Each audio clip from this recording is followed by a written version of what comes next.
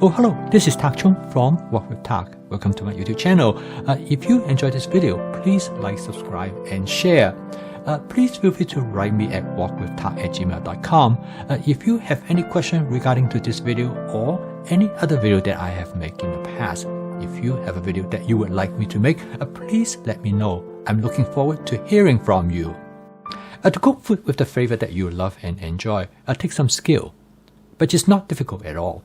Once you understand the principles, the strategies, and the techniques behind it, it is easily for you to achieve. Now, it is important to cook food with the flavor that you want. And flavor chasing will allow you to continue to improve the flavor of your food. For most people, creating the flavor in their dish turns out to be one of the most challenging aspects of cooking. However, it is much simpler than you realize, because you know what you like, and all you have to do is to follow your instinct to find the flavor that you love. For most people, flavoring is a complicated, almost mysterious process. And the reasons come from recipes. If you look at a recipe, they usually have a number of different flavoring agents. And most of the time, you follow the recipe, but you do not understand what is the role of these different flavoring agents in creating the flavor for that dish. The solution to this problem is that I'm going to help you to take what I would call divide and conquer approach. That we will take one flavoring agent and we will explore that flavoring agent's flavor profile as well as how it will affect different food ingredients to create the flavor that you want in a dish. For this demonstration, I'm going to select oyster sauce to be the flavor agent to explore. I will explain to you later why I choose oyster sauce. So the first step we will want to do is to determine the flavor profile of oyster sauce. And basically, you're going to do a testing of the oyster sauce flavor as it is. So all you have to do is that put a small dab on the tip of your tongue. And you will find that the oyster sauce tastes salty and it has a slight sweetness. Also, it has a savory flavor. So this suggests to you is that the oyster sauce must contain salt, sugar, and umami molecule that come from the oyster extract. So this is the flavor of the oyster sauce, and this is the flavor profile. And once you understand that, you can project that flavor profile onto the food ingredients that you're going to add the oyster sauce in the cooking process. I'm going to choose chicken for this experiment. I'm going to stir fry the chicken to the doneness that I want. And then I will shut off the heat. Now, if I have an electric burner, I will remove the wok from the burner. If I have a gas burner, I can just leave it right there because I do not want to overcook the chicken. This will give me more time to adjust the seasoning with the oyster sauce to determine the optimum amount of oyster sauce that I prefer in seasoning the chicken. The next step is for you to determine the baseline of the amount of oyster sauce that you will use to create the type of flavor that you find it acceptable. So you first, by using only a small amount of oyster sauce and you mix the ingredients and you do a quick taste test, and you will decide that perhaps you will need to add some more. So you will repeat the cycle several times or as much as it is necessary. And at the end, you will determine the amount of oyster sauce that's necessary to create the flavor that you want. To make this process more efficient as well as more convenient, I'm going to give you a couple tips. First is that to transfer the oyster sauce into a squeeze bottle. A squeeze bottle is much easier for you to dispense the sauces into the wok. And the second tip is not to measure the amount of oyster sauce that you add to the dish. Instead of visually to assess how much oyster sauce that you use. And that will provide you with an experience in the future how much to add.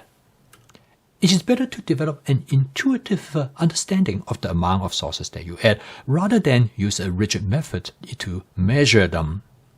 If chicken is the only protein that you're going to cook, you can stop right here. But if you also cook other type of proteins such as beef, pork, shrimp, or fish, then you will go to the next step. You will cook those proteins in the same way, and you will try to establish the baseline of oyster sauce that you will add to achieve the flavor that you desire. The reason that you want to do that is because different protein react differently to oyster sauce. In the case of shrimp, you might need to only add a very small amount of oyster sauce, because if you add too much, it will overwhelm the natural flavor of the shrimp. Similarly, it's true with beef. You might find that in beef, you might want to add more than if you would when you cook chicken. So you will establish the baseline of oyster sauce that you need with these different kind of proteins.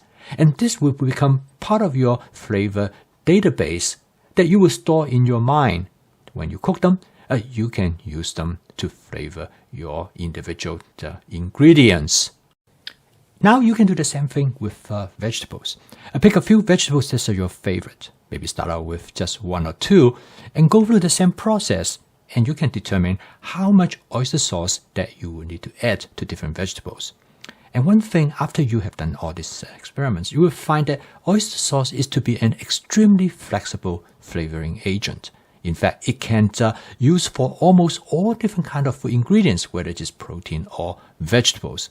And this is why I start oyster sauce as the first flavoring agent that I'm going to explore. Now, you don't have to choose oyster sauce. You can choose any other sauces that you really enjoy and that's your favorite. But in addition to oyster sauce, I will also suggest you experiment with other type of sauces. Hoisin sauce is another very flexible sauce that you can explore using similar methods. And of course, soy sauce is very much the same. Once you have established all of this, now you have a database of some of these sauces that you can use on a regular basis. Now, this is very different from recipe-based cooking, because with this method, you will understand how each of these sauces will function in the cooking process. You don't have to choose oyster sauce. You can choose a number of different types of sauces. You can use the same approach to determine their flavor profiles. Then you can decide which one of the flavor that you prefer most. Then I will choose that as your primary flavoring agent. When I call it a primary flavoring agent, what I mean is that you will add this flavoring agent the first thing when you start to season the dish. For example, for me, my primary flavoring agent is oyster sauce. So in most of the dishes, with some exceptions, I always start out with oyster sauce.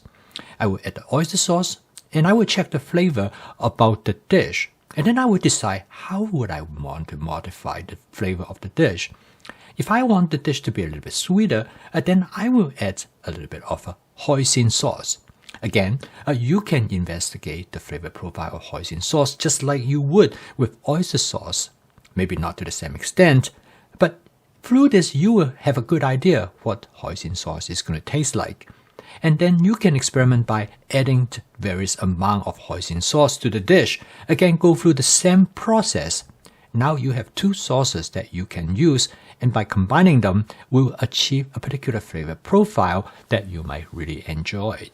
So as you continue to build on the different seasoning agent that you use, you will have an understanding of how they will interact with each other. And increasingly, you will improve the flavor database in your mind. And ultimately, you will have a more comprehensive understanding of both the individual sauces of their own flavor profile, as well how when they combine together. But you have to remember, in seasoning, the whole is always greater than the sum of the parts. So you have to keep that in mind, because flavoring agents tend to interact with each other to create new and unusual flavor that you might not expect.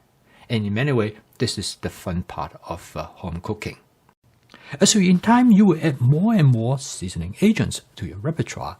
In many ways, you will create a seasoning toolbox.